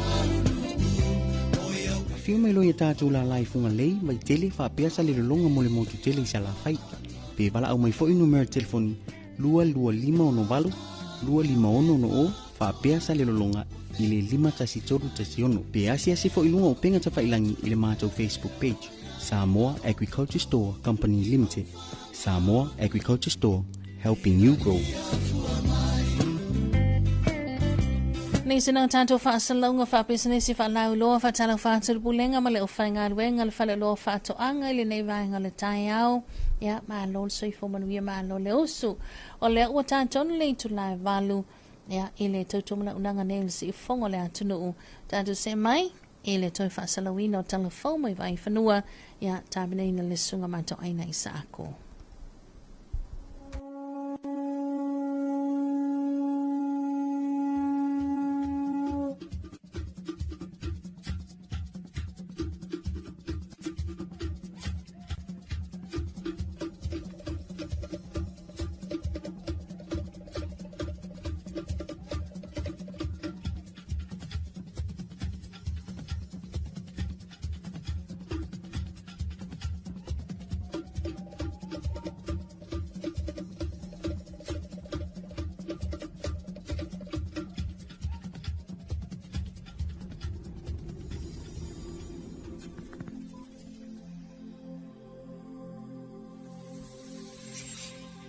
Talofa lava I nei tai au e lo mai o se whapoponga o talafou mai vai whanua. I tala a mata, sa tawa o fia I le hasana nafi, pa anga tō tino le mtanga wingo whaato anga mawhainga whaiva, ina ia tarano ina mai lo ilo le fuafuanga le vaenga ma o te o whaato anga, na whaata atia e amata mai le tausanga wha le tupe lua whelua tolu, se i o le lua whelua ono lua whelua se furu male fitu, o wha tarano anga lo whaanga solopea. Ina I manino I tu uma, po fea wa nga I ai le atina e tau whaato anga Samoa. O le isi lea 5 tau matau o le soifua manuia e le ngā tau mawha, ai o le tamau a inga. O lo whaatu mawina le nau ta inga, o le mtanga ruenga mana langolango au tu. Ina ia sanga si itia le tūlanga o le whaatinonga o ngā ruenga. Ina ia nga ia I pēa I luma le tautua, e whesoasoa ni ai o tātou lawatanga tau lo ngā wina le vau, e tau si ai a inga ai o itu ese o le atunu u. O lo wha lia le makete o le ngata o funga lei ai o nuu I tua, le afusisina o le au whai whaatu anga. O lo whasoasoa ni iai fuafuanga nei, ua wha tātitia. O le whaletari maa loa le lava, na whaatau tai ai le whaatara noanga. I le vai aso nei, ma o lo loma fo I sipolo kalame. O le aso ngafua le aso se furu ma le limo le maasina nei. O le aso whaawa maa loa le mo le fua I no le toto. Sa ngā lulue whaatasi ai le mtanga luenga le soifua maa lolo ina, ma le sosaiete o le koluse mumu. Ina ia whaatau nuina, mana amata le tula se furu le tai au se ia o le tula e lua I le wauli. O talavou, tangata matutua, sa lofi atu e whaia le foa I ma le whesosoni. I le whaamue e ono whaasau ina se soifua, e mo mia le I tua I ngā taulanga ofo. O le whaamue na whaia I le ofisa le soifua marolo ina I matotua, mana ta ua I li poti. E o atu le ono afe mililita, o le toto na maua I le asungafua e ta wala I le afoa I, ma e mawhai ona whaasauina ai leo o ture 5 soifua, e whaatangisia le paina toto mo tonga fitinga, o loo te talo mai pea le soifua ma loloina whaapea le koruse mumu, ina ia tautua nā, ma mana ia le aitu, a wae mana umia e so setasi, le toto ina ia soifua ai. Ile maa ale ai o swinga le tau ua afia i le Pasifika, o Samoa le isi atunu ue pangatia pea, o le ala le nao le tau sanga o le tato malo le fale tupe ale lalangi, mo se fsosoni tau sele ni, ina ia mawhai na whai ni polo kete tali atuai i nei swinga, o le vai aso nei, ua te tala aloa ia i le polo kete o whai ngoa ine le wha peritania, Prepare Samoa, e sauni ai lo tato atunu u i tu uma, ina ia mawhai, o na tali atu i swinga o ngao le tau, o le polo keti le nei ma tai tua ia fianga o taulanga, e le ngata i savai i ai o polo, o vaenga o lo tumutumu i tangata, ina ia mautinoa, e saunga le mu mai i lo lunga, ngalu fafati, ele solo maisi, e wha vaenga o le nei polo kalame. Mua. Whaaleleia ma whaamalo sia fuafuanga, mo le matai tuina, ma lapa tainga o whaalawelawe tutupu whaafuasei, ma mala whaale natura. O le nei vaenga o le a whaawawai, le whaapiina o mea whai ngā luenga wha teknolosi, mo le matai tuina o le tau. Whaatasi ai ma whaailoilo, po sailingi, mo lapa tainga o whaalawelawe tutupu whaafuasei, po ni mala whaale natura e ono tūlai mai. Mo le silafia e le atunu. E le ngata i lea, o le awhausia fo i se whale wa ai tau fou, ia ata o toa le au nanga e o fo atu. Lona lua, o tapenanga mo le tali atu i whaalawe whafose. O le vaenga o le a whaamalo si ai le ngā lulue so tau au, a pūlenga talawhea ngai, alo tatou malo, mo le tali atu i whaalawe tutupu whafose. O loo wao fi ai mafuafuanga, mo le fausia o whale tine mu whaopopo i se la whai. Lona tolu, a tina e ina o le taulanga o salolonga, ma le toi whaaleleia o a seta titele, ma whale o le malo o loo i tutono o le taulanga. O vaenga le nei o le atina e patino mo le taulanga i salolonga, e i lalo le vavaainga le mta ngā luenga titele. O loo au fia le tāpena ina o fuafuanga, mo le ngafa tauli maina o ati ina e salolonga. Toi whaalelei le maketi, ina ia mawhai o na whaatino ai au nanga uma le malo e peo polu. Ina ia whai ngō fie mō tangata, o loo au mau le moto salawhai. O le atoi whaalelei a fo i au wala, male puipuinga o le ngata i whale. O le ai fo i se no fuanga, mo se malaita alo le whanau, ma whai ngā malo longa le mamalu lau tele o le atunu. E peo malaita alo, ma paka la iti o loo ia piane. O loo tu mau pea le talitonunga o le tātou malo, o mea ele lei mo polo, ele lei fo i lea mo salawhai. O loo ngā lulue whaatasi tu tino le malo, ina ia whaangayoi le whaama ite. Matau ina isa ako talafou mai vai whanua. Matatou talafou na mai vai whanua mo le nei fo i tai au se isona whapupunga i le awa uli.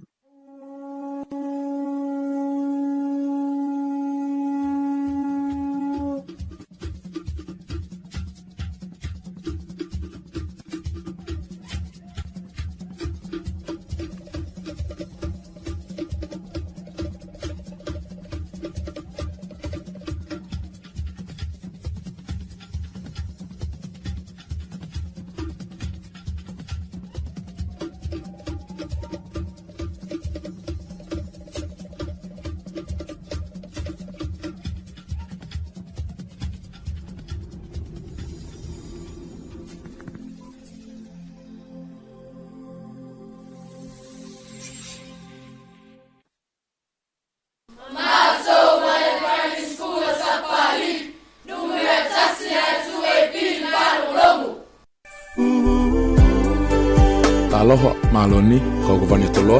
ni tono we ahwe mahe ya mai lai vai tato lai holo mai tu i pitene lima pai ulu amo ule no we o se pao pao pe pe a ilunga o pe a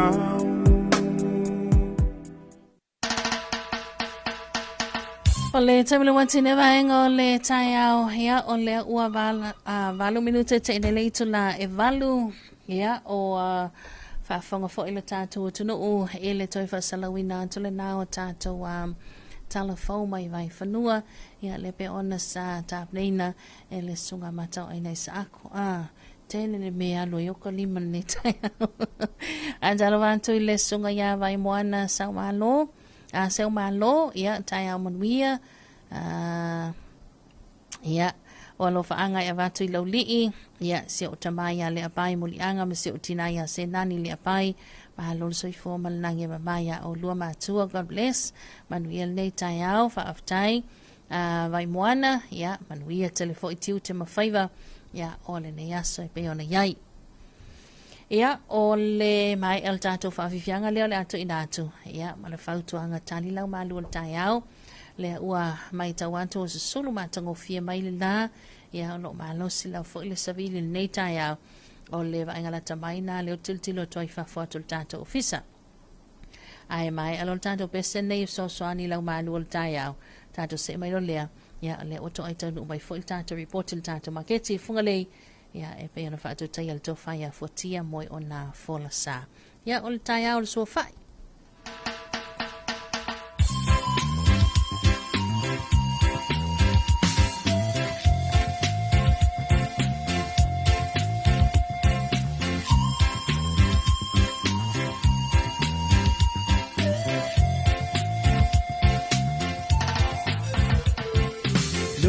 No fo i tai vai chai o loi ma chai wa malingi lingi mai sia ufana ue po ofea o iai o ai se tangata a sa o loto ai tafia ai e ise vai salo tafia inu e ise sua fai le fine le wa fe sola sola tai wa ai ua o tiro mai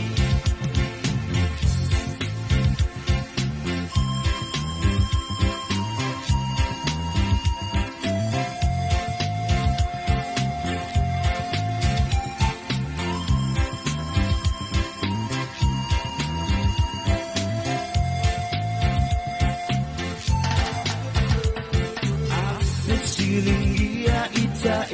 ngata wa ma ito ata si fea la baba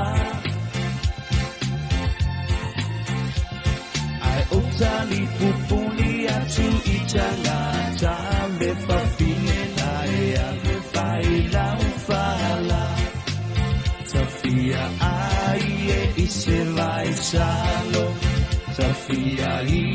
due ise sua fai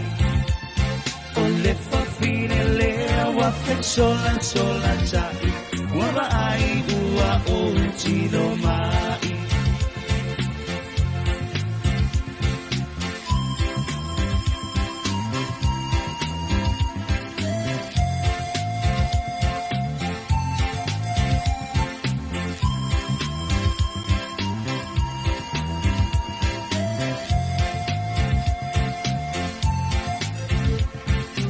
Ole fiso e soia e te tangi ai ulo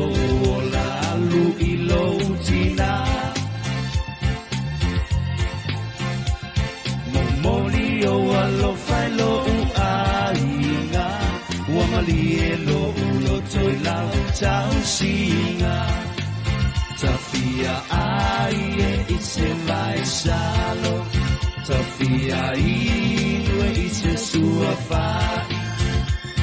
o le fa fine le wa sola sola tai wa ai ua o tino mai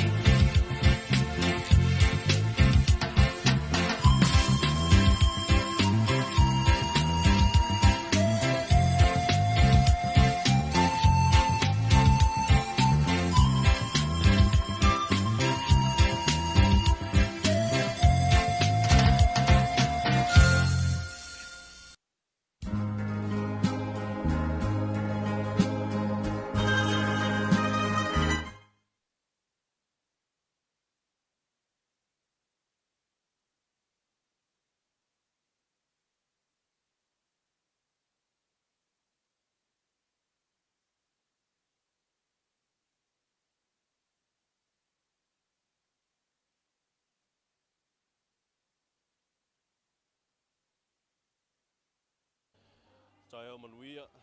Talofa atu i le whaafonga ma le tāpoi mai o le tātua tunu nei tayo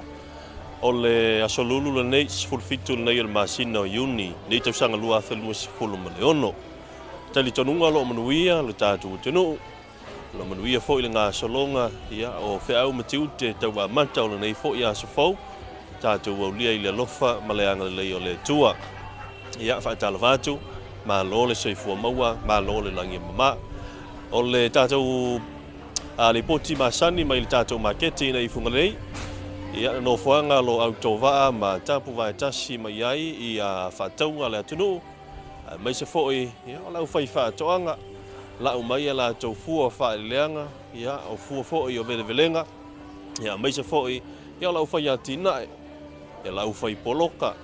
mai se nisi o pisinisi la iti ia o lo mawhai o na whaatinoina i te tonu o nei maketi ia le tātou maketi nei i fungalei tanu mai le tātou ni poti le maketi nei tai au ia o leo whaatumulia le tātou maketi ele ngatau i la tau o lea e anga i mai e whaatau a la tau o loa whaatau i a fuo whaatoanga ai mai se o lau whaatau ia o le au tau mamafa vai ane le nei tai au wa o leo wa anga i mai le to tele ia e a sira tātou maketi vai ngalo ia tātou tau mawhavela au ase malu o le tai au ia ma momori fo i le whanau wa onga i le isi pito le tātou maketi lo ia tātou no fuanga e whaatani i pasi ia na fo i ua whaatumulia i whanau wa onga lo ia vaenga a ngā iai a wase keke pua a vevela o le tai au pangi keke ia maisi a tātou tau mawhutanga masani ai o la whanga solo le tātou li poti ni tai au ono leo tau a vai atu o la apalasi timunga ia i nei i le maketi fungalei ima le talawhata i o pia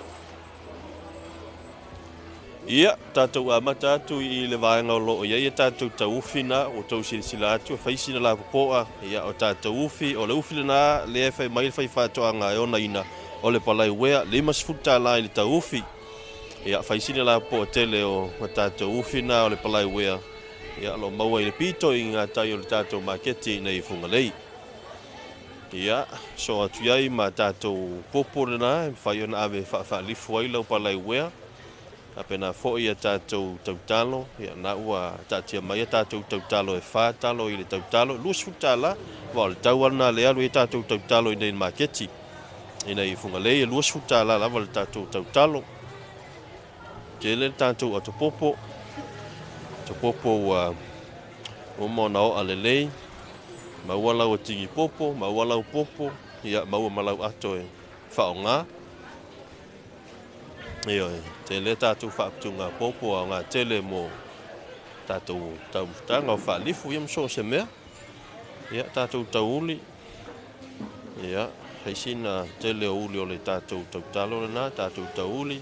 a fio mai ma tala mai a au ia i nei le tātou makete i fungalei ia heisina o tātou tautalo a le lava e ngā solo mai le tātou tunu ai ngā whaataunga ia tātou luau ia tosi sila mai le sia tātou ato lea o lo ia tātou uli ia awa ho ia tātou tau uli ia se taimi o iluma o na fola lea lau fai whātoanga e ona i a tātou tautalo ia tātou popo mo le luau popo mo le whaalifu popo mo le suaia ioi tele le uli oi le whaka au koe wa aile se tā muni o kini masoe. Ia, sao lea, mana ia ke lea, ngoi ka amu ia, a mata mai a, lai titi lea, ka aso solo mai a. Sa ole lei. Aso lulu wa aso te nei le sa tātou, le sa mai fo le tātou prokalame tau le se mea manta le o tele ali masoe. Ia, sao lea, pe o lala nana, waktu ele tātou prokalame le ile tu o warau ai. Ona tau le ai se mea mata. Ia, le aso lulu nei, ia. Pafsa i le lofa male le ia le o le tu. O le whasua soa mai lava ia. A wafo i al fofonga tau mawhala tunu. O le tūlanga le au mai tauina tāo nei. O le makua kiela o le tāo muni ukini, o la poa ho le tāo muni ukini. O tau si... Ai ma se fui ma le ufi. Iyo e whapen. Mata mai pito i tai, ia o le ufi o le palai wea. Ia, sa o le lei, ia o le au tātou o mai le vaenga lo, i tātou palai mahoi. A vai ai le tātou tau tā muna Ko vai le sta munu kini la po fa pe. Te masalo ia po le vanga le 5 fulu fa songa le 1 fulu tala. Ia, sa ole le. Tu langana ta munu kini. Pasina la po la il ta monoi ta munu kini. Ta talo tasi lua tolofa le talo tolu ia e fu la po. Ia. Popo ta munu kini. Mene o tamunu kini ele masalo salo ia ilona anoa masoi. Be le ia le fisi ai. Ia. Kamala le ai fa lifu i neu. Ia tatou au fai palangi au fai paka. Ia lena. Mal na ia tatou mea mata au le mea mata o le asolulu. Ia tatou au fai ta lima masoi. Le ai. Au fai Samoa. Ia. Ko i wa mai anga i me ni. Lima tala tau popo. Tasi lua tau fa lima ono. Fitu popo ile tatou tau popo lima tala tatou tau talo. Tolu ono fitu tatou talo na tau talo tas. Luas futala is tatou tau popo le i. Mau tatou ufi palai maoi. Ya tatou au fai palangi, au fai paka. Ana fo i fola mai tatou talo le si tatou fai fatoanga na. Ya. Asia si mai, afe mai le tatou market nei fungalei. Ya. Te saua alu mo lau ta mi jonga fo ile le i le vaanga le tatou talo ma me mata ia fa ko fa ile lau filinga ona ke fiu fai lau filinga i ese uma i tatou talo i talo e taifa lima ia tau a tasi los futala lima talo talo na oi le ai mau tatou atolu ulu mafala ia mai sia o aso timu nei o kamale makua mania la stimu ulu la male miki ya o stasena o fai fatoanga na lava e wa matafo iona unga na talo me fa mama ia se taimi ona fola le ale au le lei tasi le va inga matango fi tonu le market ya ia mai lo ave pel fa tuanga i le fai fatoa ia le fa mama ina ta pena le fa mama ina ia pe ona ia tamari ia ona fa tonu le tanga ia ia o vainga hoi i tatou market e ta telo le ia le tangata e ona talo le le sawana ia fa mama o e foi le tangata hoi le sauna fa talo ai le ia lo tol talo ia tatou tau lu au fia ka lu au li ia ta la le fusi lu au saua ave lu au sfuta la lava le ia lu au ulo ia le ho tele tatou to popo ke ka le fsilingi ia tu langa le popo e le si o ke popo fai Samoa e manela fai Samoa na e limon tai fai palangi tolu sfuta la lu sfuta la lu tatou tau fai au fai sfuta la ia nisio tatou fai pe fai paka sfulima tala el pito ale nga utol tatou marketing na e ia tatou talo au le na fa mal nei luas futa la e lei mas talo i nei o va tu son tau mal luas futa la la vale le tatou talo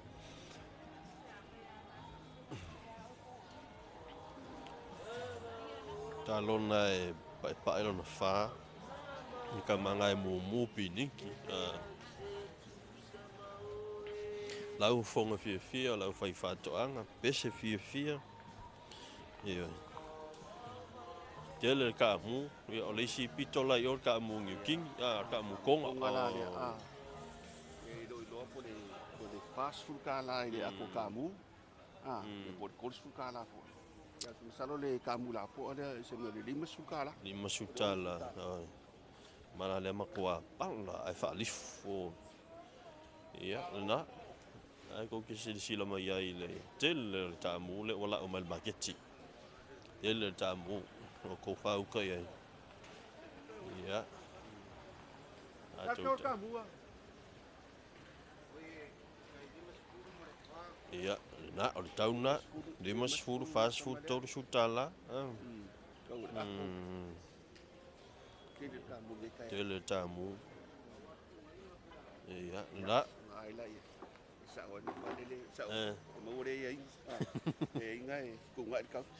ya na ko fa fonga mala fa fa to nga e suma ya le tu na ingo tau tatu tamu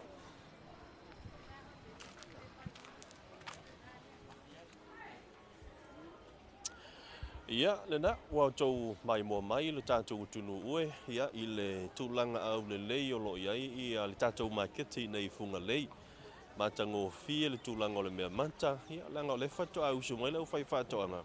ya matu ina mai ala to me mata o nisi o la fa to a fola ia tatu me mata no no winga ia te maua mai lava pe a fai uma na moli fa na ia onga ma la fai nga luenga sema so te me te afe mai le tatu market funga lei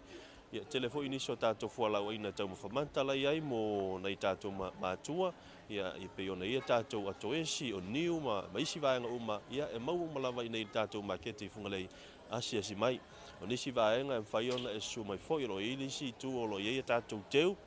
pa fai ona ta pena sa wa singal fale mai ia o maliu ia mai si lava ia a fa mo masani ona mo mi ai ni teu funga la au ia asia si mai tatu market funga lei al tatu ripotina ni ta o se isi tatu ripoti al market ia ole a mai mo mai foi le aso forele ia le reva ia so ia Talofa solo atual tatu market du sulfai tula ia mai lava i le aso ngafua se ia taula stona i vanga ila sai ele lu sulfai tula e Talofa ila sa ia mo la fai fa to anga i le taiao i meso tatu market ia mo ia le taiao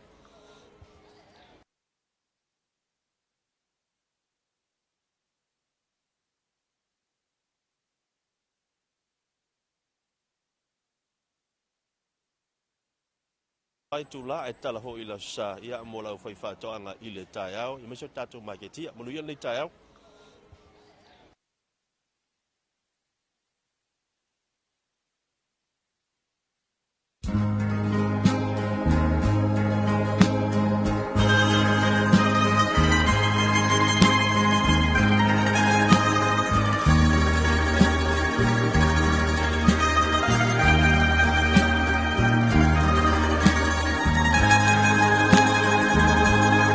Ia, le nā ua whaafonga mai le tātou atunu o i le tātou reporti nā le tātou maketi funga leile nei tai au. Ia, le pe o nā ngā ia tuai, ia le tau whaafo ia fotia mo i o nā fola sā. Ia, ma le tātou proklama le tātou maketi i funga lei. Whaisi tele ma le anonoa i, ia, o tūlanga i pe o na iai ia la tātou maketi, ia, i le maita watu le nei foi le tātou ripoti, ia, whaisi tele ma le anonoa i o tātou mea mata. Ia, o le tūlanga fo i lea i le taupati mai, ia, a le mamalu leo whaifa atoanga, ia, a le tātou atunu ka se tele ma le anonoa i. Ia, le nā, tūlanga nai pe ona iai le tātou maketi, ia, e le nei vaenga le tai au. Ai a Talofa atu le fionga ia taituunga ia mai se volvato ia Patricia ia ale no faalo ia le foi wala usu ia le ngata moli nei fana ia onga mai se nga luenga matu te tau amata le nei aso ia manuia tele nei aso sis ia ma lo lava on sai ma lo volfa ma losi fa Talofa atu le sunga ia Jacinta Peters ia le lo o manta mai Henrich i Alaska. Good morning, my Lord Fasoa of time of Pokalame. Lauto to 40 my Lord Lava Manuela Waso. Yeah, for tele lava Jacinda. Yeah, Manuia tele neta yao. At Talofatu le sunga ya lai tuitama. Yeah, manayata amu maufi le faalifu. Ioe. Kama sawanga adwele elengil tasi. Yeah, na lava mausa moa. Tele mea mata. Yeah, maso seta umafa. Ioe. Ui ka lo fai ia o le sunga ia tuitama le lo mafuta mai sini ia sulu ono tala fitu sulu le kilo o le talo ia le na o matoula inei ia o lo le tō anga o ia to tō au talo, ia awa mantua o le ia e mo ia le inta tō maumanga fo ia i nei upolu nei. Ia tātou ia ai tau malele mai nei pia. Ia ala e awa noa, ia a mawanga i wha ia lima i au ka whalefale, ia mangai pi i kia pula i se fulu, mangai fua lama i se fulu, ia ua lava ale nā maumanga e tua iai. Ai mole au whai whaatoanga, ia au whai atina e le tātou tunuu, ia malo lima malo tau mawhai malo le. O na sai mal tātou maketi, ia i nai funga le, ia wha malo whaatalo whātoi fo i le, whiongo tawa i te pule ia utu whaasili, ia mai sunga sua, ia mai salatu wa au whainga luenga vaenga le ACC, ia whaatalo whātoi foi, ia i le mamalu ma le loa, o na ia tātou tangata le ua auto wa mai, ia i le tātou maketi i funga leu talo wātu sunga manu a Viliamo Moe, ia talo wha malo lava, ia le soi fo manuia. Whawhiwhi antalo wa bese nei le kukama, ia i le au whai whaatoanga.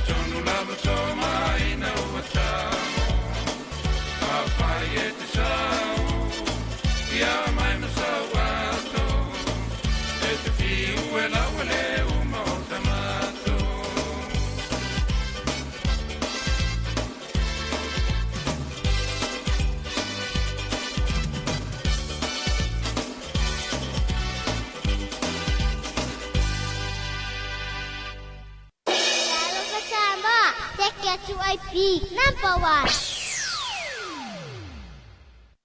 Talofa Samoa o so o fale moile nei mau mai pele ngila o laula au I laule I tio fa fonfonga e tu e pi.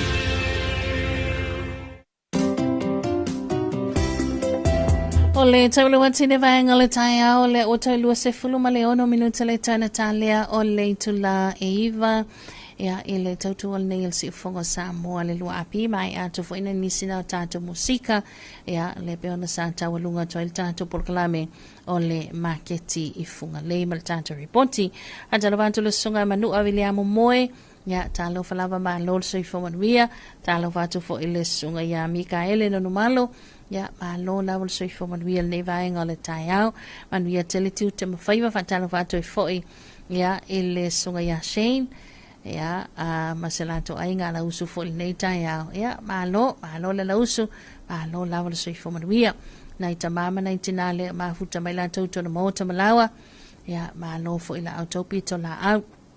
ia mai se o le oto fo ia tu to tele nei matua na ngai mai taiao moli nei fa na ia la to wa onga o lo fa wa pe su enga fa wa ia o le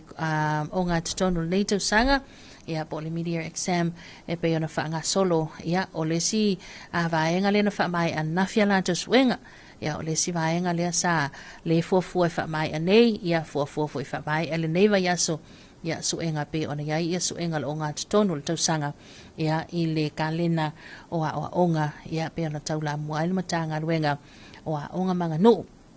stasio fono tanga tele ia e pe ona tali malo ile tatu tunu ia le pena fa tu tanga matanga luenga wa onga manga no ia fono tanga le o tulanga tawa o onga ia ma stasio fo ile vaenga taua na ave ia ile fa mama fa il sa no anga le fionga te ta ile malo fionga le li palemia ona po la ule le mali to le hotea po la te va Foster Smith ia ele taua ia ole ave ole fa mua ia o onga ia mai se lava nei o nei fa nau tulanga pe ona yai ia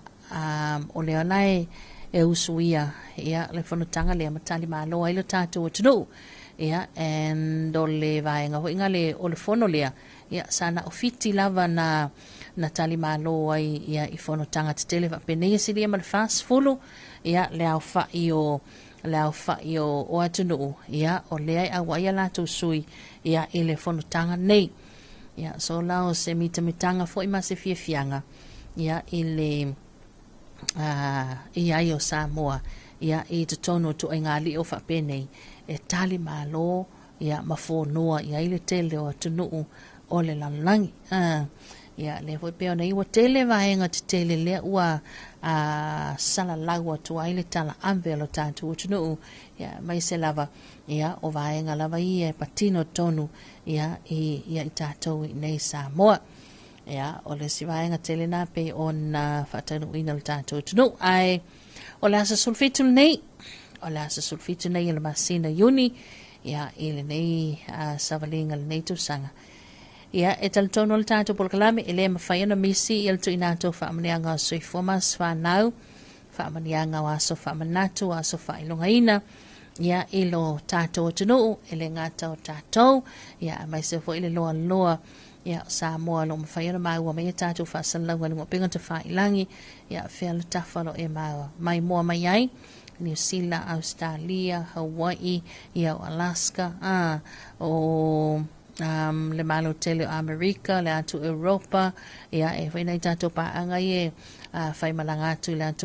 atu moto fiti mo whanutanga ia le lo maua mai tato whasalaunga le sunga whapa ia manu ia tele nei tai au whatalawatu le sunga ia toko akuino ia Guten Morgen malo lava le tautua le lo mahuta mai se amani ia se tato pa anga lava lea ia toso aguinio ia lelo mafuta mai ina isia mani ia malo lava ono sai ia vai si malu lua vaenga ia le iai mau so ta inga manai tau ainga I New Zealand ma Australia ma ia wa mato te tele lava malu lu ila tulu ia fai ele ila kila lu mela le se ia le quota le nei tau sanga no winga ia la lofa ia tises ia oe ngai le nga fatia oe le malulu antunu lai fafo ia toi tau mawhai awa ole tele Ia o le angi vale to o tele le se ia le kota. Ia toi tau mawhai, awara fiwa tau mawhai. Sa ilonga lava ia o atu ia tau sanga o lo soifua lo matua i le fasu lima le whaangatai. Ia a whailai o atu ale fasu lima i lea ia. Ia o no winga. O lo wa tofi o Samoa. A malo. Ai mo ila tau whaamana tuina. Ia o la tau aso soifua maso whanau lea so. Whaamanu ia te le lawa lea tua ia toi tu lu ima toi whaau popo. Nesi tau sanga steli le soifua male ola. Alo whaamul moli le tātou porkalame Talofa Samoa. Ia i o tau aso soifua maso whanau aso whaamanatu aso whailungaina. Ia anga lele li ia e pe ona ia I fo ile nei vaenga o le tai au. Ia o le taimelo wati lea ua toi lua 10 minuta le toi Natalia o le itula e iwa tata se mai ia o le whaafifianga whaapitole nei ia mo ilatou e whaasino iai le nei aso le aso sulfito le masina o iuni. Mai le wabesa le vaeva mai sale longo le mutele se la fai.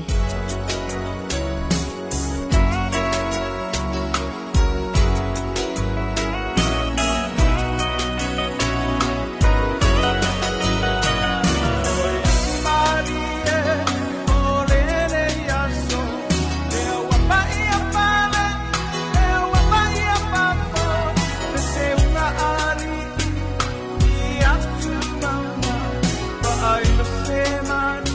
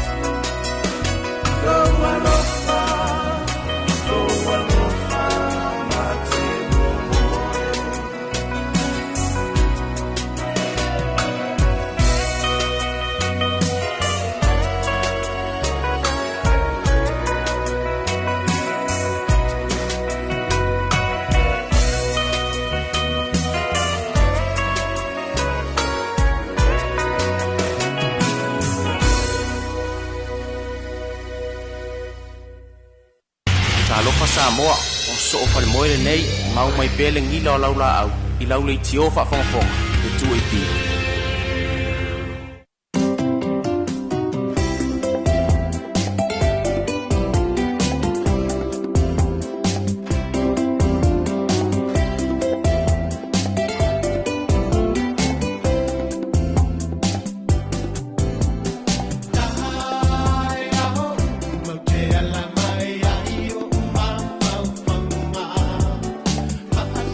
Solo lo tu roto e le o la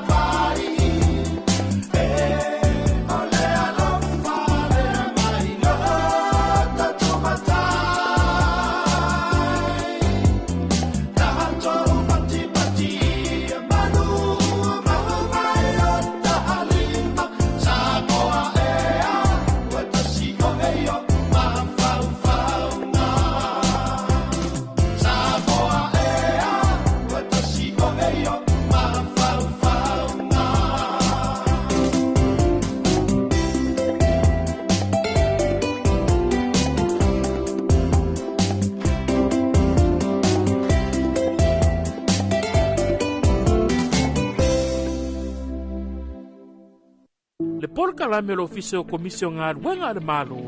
Talofa ma le laufufonga fia. O le sini au tu o le whaare leo o nanga ina ia vave ma ato tōna le whaatinonga, ma ia whaia ma le laufufonga fia. Ia whaataua ina le whaare leo o nanga lau tele, ma ia wha malo sianga tau sile tangata whai ngā ruenga uma le malo, ai meise teime tau tuai mo le malu o le atunu. Ia mata ata ma wha alo. E whaataua ina foi fina ngalo whaalia, ale ma malu o le atunu, e ala i pepa fesili ma le ngaru e whaatasi ai, ma le malu lau tele, o le naunau ta inga, ina e tuina atu se au nanga ma le laufufonga fia, ma le wha maoni, e wha mani e ina e so se tasi o le malu o le atunu,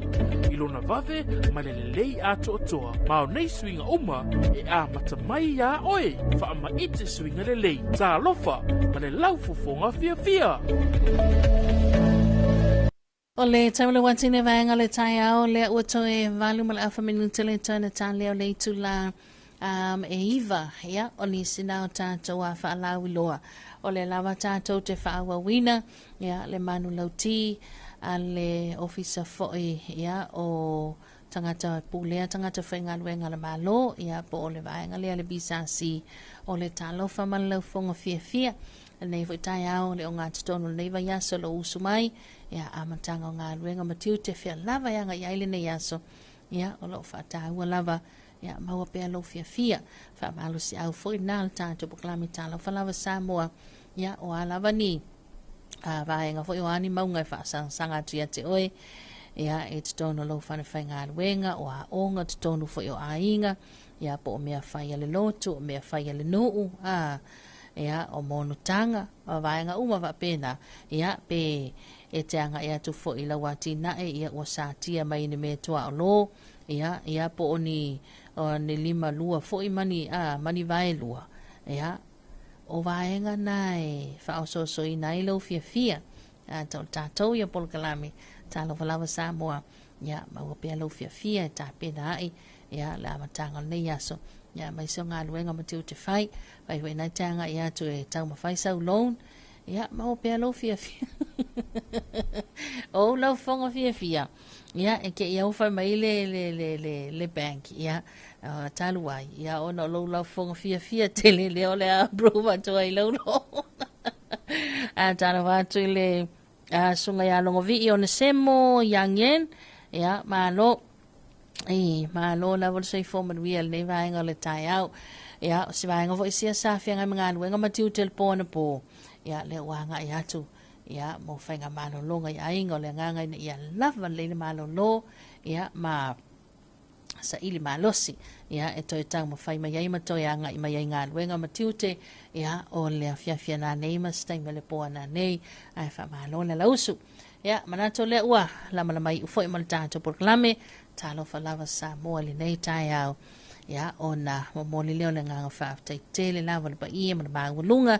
ia ona ia tātou paanga ia whia lava le atunu o le sa e mafuta mai i lava le tātou so ta inga mai le tai au ia o mai le nei taimi ia moni atu le anganga whaaftai tele lava ia a mai se ai ia o le whaaftai ia e le tātou langalong sua au tū, le whionga le li pule ia mulio, ia mai se wat pulenga ma le uwhainga ruenga le Fixal Company, ia be ona langalong sua ma alo si tātou pulkalame, i lea tai au, ia ma lea tai au, whamanuia tele le li, ia se ia au lia volta le ono, ia i le tai au momua, ia ona toi, ia i leo tātou pulkalame, Talofa Samoa, ia e manatua, a wani ngalo, ia tātou whasalango tu sa o tauramanga, ia o le toi usu ia i le fona tanga le parlemene le malo Samoa a whale tu la iwa le tau nei ia a tātou whasalango tu sa o male mauta fona le parlemene i te whau i lunga le au onanga a le alata le malo TV iwa ia o le tu EP Facebook page, tu EP YouTube channel ia ma le tātou a onanga le leitio ia le si fofonga o Samoa le lua api tātou a fola a mo lima fasfolo fa mo iwa tasi decimal tasi fa mo iwa lua decimal tasi fa mo tasi o fitu decimal fa tātou sina radio app o tātou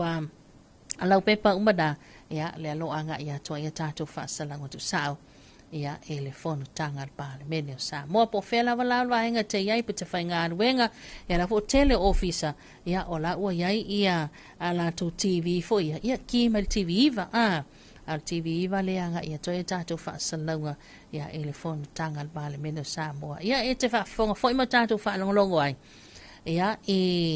tawar manga pio ni ai ia le tala no ina le tatou tala tupe a tala whātu le songa ia Lucky Faleiva morning from Napier ia Port New Zealand a tala whātu Lucky ma lo lawa soifo manuia tiu te mawhaiva nei tai au tala whātu fo ia o loa mai se fo i o Kalai ia ina i tauranga ba tala whātu le tau whāmoe mausu ia mai se fo i o le tausia naila tala whātu pati matai ma u ia manuia tele tiu te mawhaiva nei tai au tala whātu ia tonga ia ma Sheila ma Salato Ainga ia ma lo lawa mai se fo nei tātou paanga umalawa i New Zealand Australia Hawaii fairly atu ia le sa e mafuta mai ai alo fatele atu tātou proklami mo oto ia manuia tele tiu te mawhaiva ia mai se lava singa mfuafanga peo na iai ia le nei vaenga le tai au tātou tau mawai ia ele whaafifianga nei mai le overbest le Harbour Line Express. Tāleiva tātou se mai tau lunga leo tātou whaasalunga lunga tātou live ia ai tātou so ta inga tu sao man le teo wha malo New Zealand a wā tātou tala to ina mai le ngana Beritania manuia nei aso nei tātou paanga ia iso o staff o le nei langi. God bless alofa tele atu tātou proklami mo o tau.